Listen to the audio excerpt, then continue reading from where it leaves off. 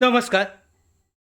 संजय गांधी निराधार अनुदान योजना या योजनेअंतर्गत दिव्यांग पेन्शनचा लाभ घेणारे जे सगळे दिव्यांग बांधव आहेत त्यांच्यासाठी अत्यंत आनंदाची आणि चांगली अशी अपडेट आहे.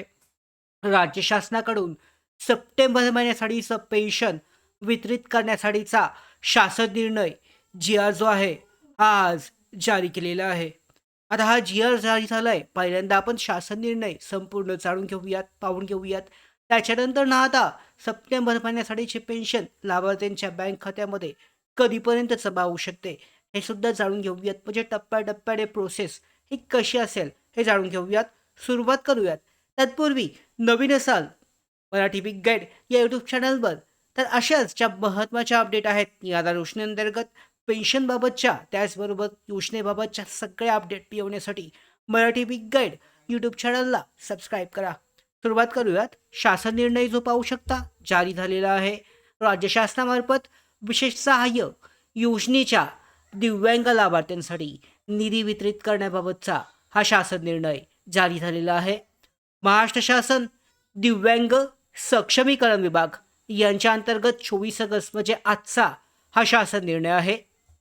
तर या अंतर्गत पाहू शकता विशेष सहाय्य योजनेतील दिव्यांग लाभार्थ्यांचं कामकाज 1 एप्रिल 2026 पासून दिव्यांग सक्षमीकरण विभागाकडे हाताळण्यात येत आहे. तर 2026-27 साठी निधी वित्तीय वर्षाकरता पात्र दिव्यांग लाभार्थ्यांचा निधी वितरित करण्यास ही मंजुरी देण्यात येत आहे.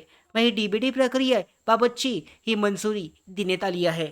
आता ही मंजुरी प्राप्त झाली यामध्ये पेन्शनसाठीची, तर त्यानंतरची पुढची प्रक्रिया ही कशी असेल तर लाभार्थ्यांनी समजून घेणं आवश्यक आहे.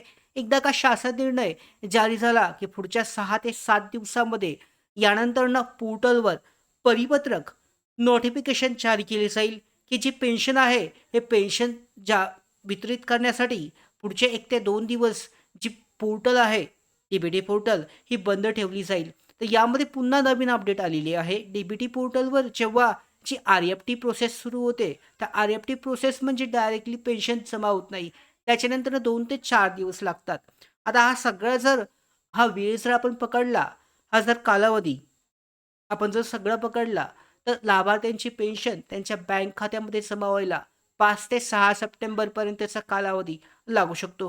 म्हणजे गणेशोत्सवाच्या पूर्वी लाभार्थ्यांच्या बँक खात्यामध्ये 100% जो हप्ता आहे, पेन्शनचा हप्ता सप्टेंबर महिन्यासाठीचा हा 100% जमा होणार आहे. आता याच्यानंतरची प्रक्रिया कशी होते? यानंतरच्या सगळ्या ज्या अपडेट आहेत पोर्टलवर नोटिफिकेशन कधी येत आहे, या सगळ्या महत्त्वाच्या अपडेट तुमच्यापर्यंत आपण पोहोचवणार आहोत. यासाठीच मराठी बिग गाईड या यूट्यूब चॅनलला सबस्क्राईब करा. धन्यवाद.